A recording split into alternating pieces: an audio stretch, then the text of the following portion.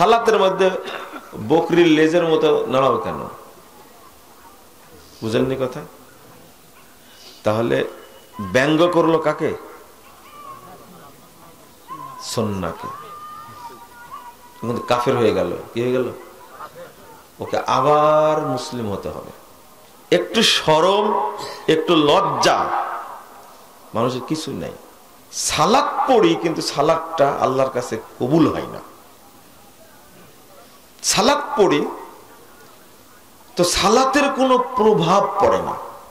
কবুল হচ্ছে কিনা সেটা তো জানি না, তবে এটা তো জানছেন আপনি কি সালাতের কোনো প্রভাব আমার উপরে আপনার উপরে নাই।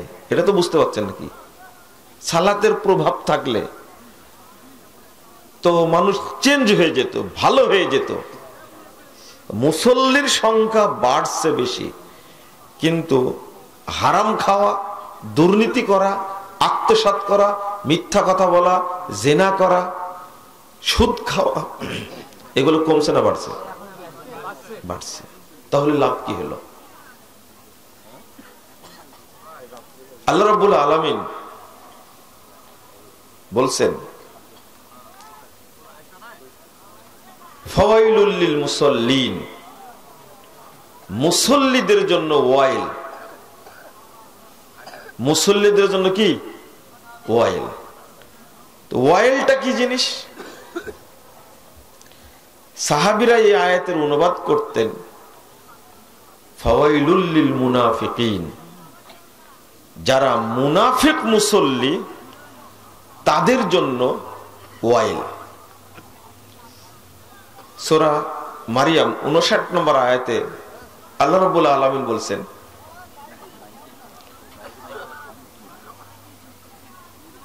ফাখলাফা মিন বাদিহিম খালফুন আযাউস সালাহ, এরা হলো মরিচিকা, তারাই সালাতকে নষ্ট করে।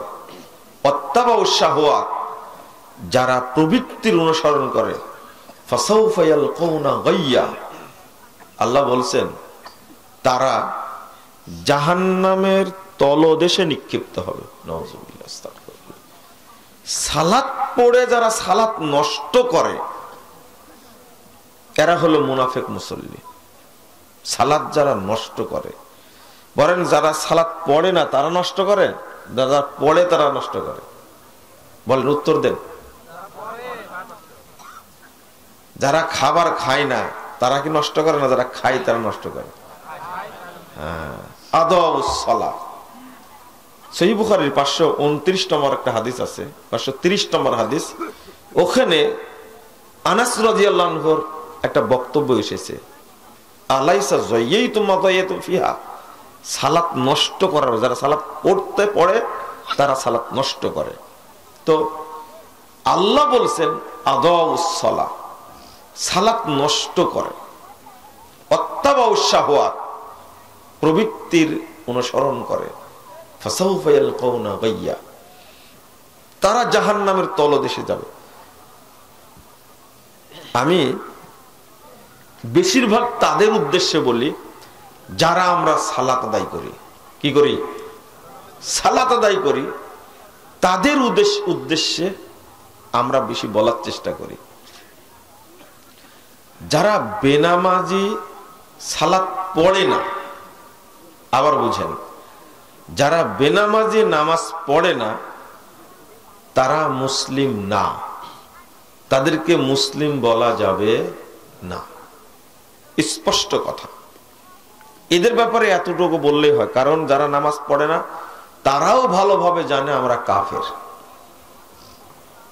এই বক্তব্য একজন বেনামাজি শুনছে 70 বছর যাবত, 60 বছর যাবত শুনছে, তত নামাজ পড়ে না, তাই না?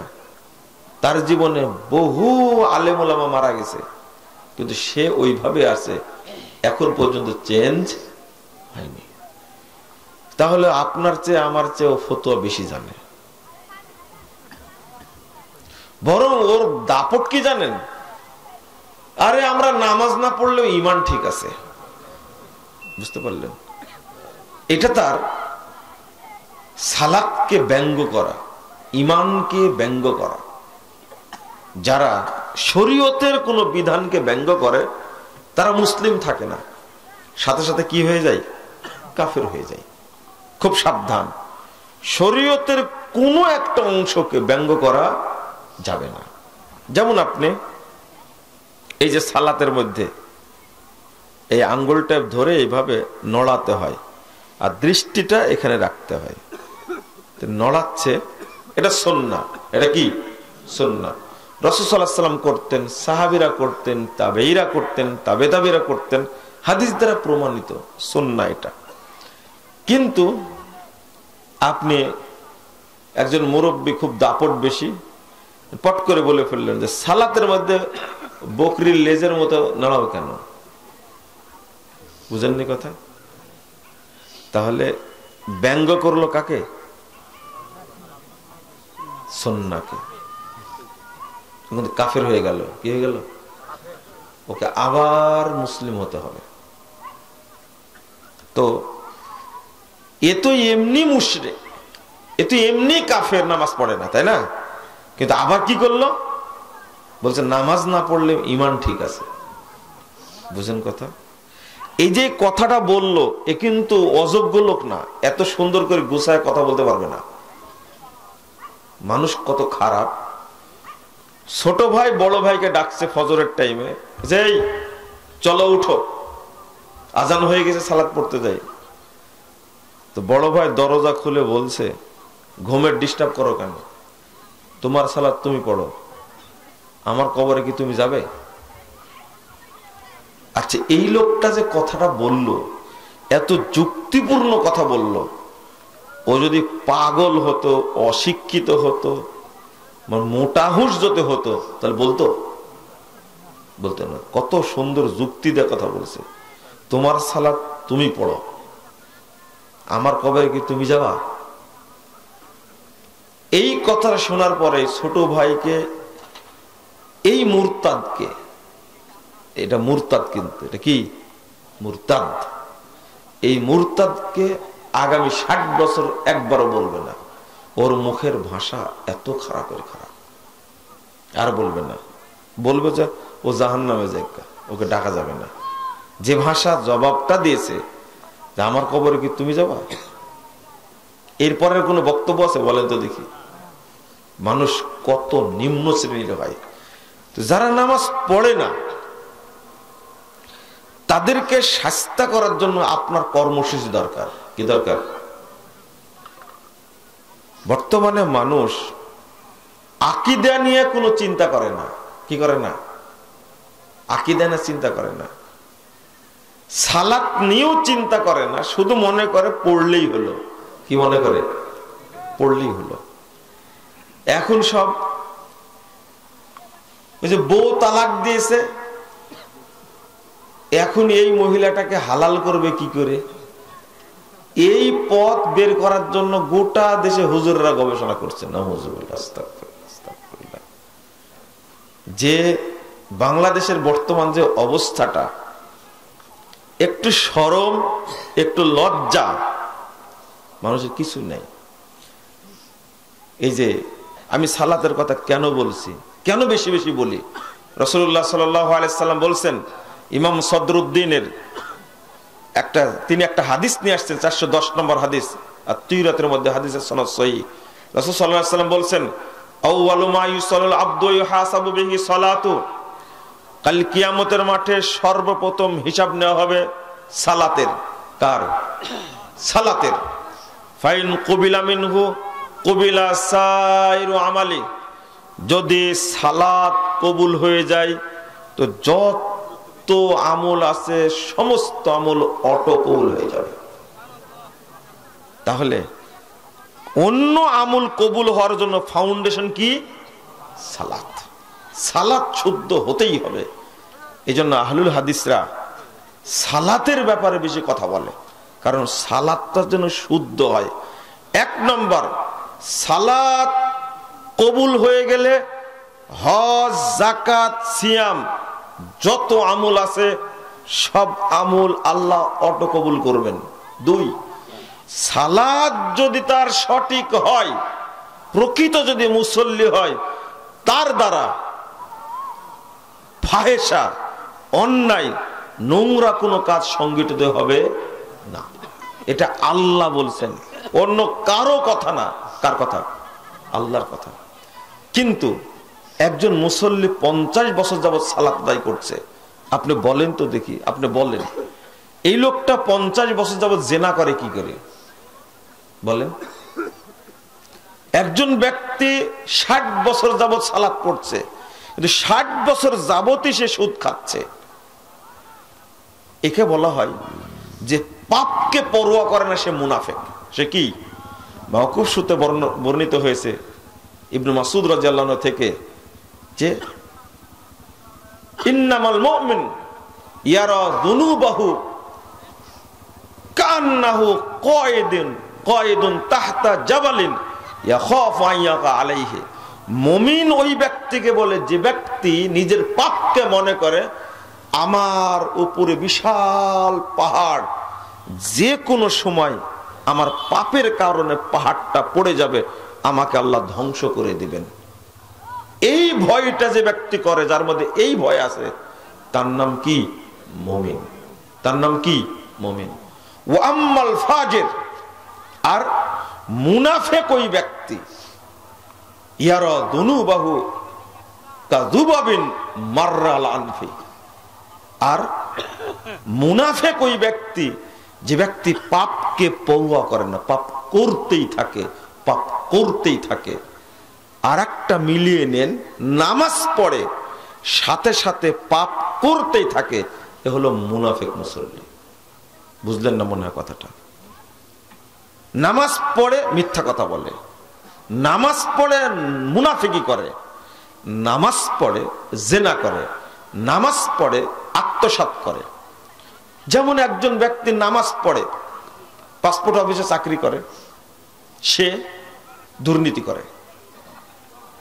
পাসপোর্ট অফিসে, সচিবালয়ে, এক কথায় সরকারের যত অফিস আছে বাংলাদেশে, কোন অফিসের লোক তার রক্ত হালাল এটা মনে হয় না। অথচ নামাজ পড়ে, মাথায় কি আছে?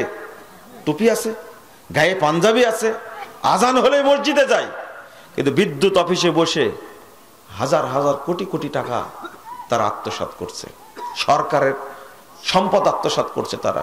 কাস্টমসে, ভূমি অফিসে, থানা বলেন, লা হাওলা ওয়ালা কুওয়াতা ইল্লা বিল্লাহ, জেলা বলেন, ইউনিয়ন বলেন, কোন জায়গাতে ঘুষ ছাড়া কাজ হয় না। ঘুষ ছাড়া কাজ হয় না, ঘুষ খাই। বলেন তো, নামাজ পড়ে ঘুষ খায়, এ মুসল্লি না মুনাফিক? মুনাফিক। আমি এটা বলতে চাচ্ছি, আপনি কি বুঝতে পারছেন? নামাজ পড়ে মিথ্যা কথা বলে, বলে মুসল্লি না মুনাফিক? মুনাফিক। আর যে পাপকে পরোয়া করে না, পাপকে পরোয়া করলে কি নামাজ পড়ে সুদ খায়? নামাজ পড়ে জিনা করে, নামাজ পড়ে ঘুষ খায়? কোনোদিন হতে পারে না এটা। এ মূলত মুনাফিক মুসল্লি। কি মুসল্লি? সেই সাথে আমি আরেকটা কথা বলি যে আল্লাহ রাসূল সাল্লাল্লাহু আলাইহি ওয়াসাল্লাম বলছেন, ইন্নাল্লাহা ইউবগিজু কুল্লা আলিমিন বিদ-দুনিয়া জাহিলিন বিল আখিরা। আল্লাহ রাসূল বলছেন, যারা দুনিয়াবি জ্ঞান সম্পর্কে অনেক জানে, কিন্তু পরকালের জ্ঞানের ব্যাপারে তারা কি? অজ্ঞ। কি? জাহেল। জাহেল বললে আপনারা মন খারাপ করছেন, তাই না? নবী মুহাম্মদ সাল্লাল্লাহু আলাইহি ওয়াসাল্লাম বলছেন জাহেল, আমি বললে মন খারাপ হয় কেন আপনাদের? হ্যাঁ, আপনারা তো বুঝেন না। আল্লাহ নবী বলছেন, আপনি ভালো করে শুনেন, ইন্নাল্লাহা ইউবগিজু কুল্লা আলিমিন বিদ-দুনিয়া। যত মানুষ আছে যারা দুনিয়াবি জ্ঞান সম্পর্কে অভিজ্ঞ, প্রাজ্ঞ, পণ্ডিত, যেই হোক না কেন, কুল্লা আলিমিন, যত মানুষ আছে, মানুষের মধ্যে যত লোক আছে, যদি জ্ঞানী হয়, তারা দুনিয়াবি ব্যাপারে আর দিন সম্পর্কে যদি না জানে, পরকাল সম্পর্কে যদি না জানে, তাহলে আল্লাহ নবী বলছেন সে জাহেল।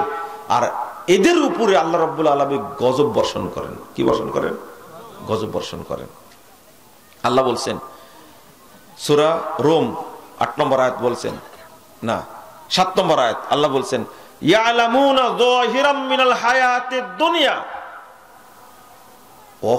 অহুম ফিল আখিরাতি হুম গাফিলুন, তারা দুনিয়া সম্পর্কে অনেক জানে, তারা দুনিয়া সম্পর্কে কি অনেক জানে, কিন্তু পরকাল সম্পর্কে গাফেল। ভালো করে শুনে নেন, বাংলাদেশের অধিকাংশ যারা জেনারেল শিক্ষিত মানুষ, যারা অধিকাংশ জেনারেল শিক্ষিত মানুষ, সবার কথা বলবো না, বড় বড় ডিগ্রি আছে, তারা দিন সম্পর্কে গাফেল। দিন সম্পর্কে কি গাফেল? গাফেল মানে কি জানেন? একদিকে তারা অভিশপ্ত, আর একদিকে গাফেল। গাফেল বলতে বোঝাচ্ছে একজন ব্যক্তি দেখেন এত জানে বাংলাদেশের, বিশেষ করে আমরা যখন কলাম পড়ি বিভিন্ন সাংবাদিকের, এত জানু, আগামীকাল রাজনীতির একটা বিষয় আলোচনা হবে, ও পয়েন্টগুলো লেখার মধ্যে দিয়ে দেয়। ও কত চিন্তা করে ভাবেন তাহলে। যারা সংবিধান বিশেষজ্ঞ, এরা এতই পাণ্ডিত্য রাখে, সংবিধান সংস্কার হবে, ও আগে সব পয়েন্টগুলো দিতে পারে, কিন্তু ও পয়েন্টগুলো দিয়ে দেয়, আর ওই পয়েন্ট নিয়ে পরের দিন আলোচনা করে। তাহলে ও সাধারণ কোনো লোক না। আমি আপনাকে আরো বুঝাচ্ছি, এক একজন ডাক্তার, এত বড় বড় ডাক্তার, এক একজন ইঞ্জিনিয়ার, এত বড় বড় ইঞ্জিনিয়ার, তারা এত পড়াশোনা করে। আচ্ছা, বিসিএস ক্যাডার হতে কি সাধারণ পড়াশোনা করলে হয়?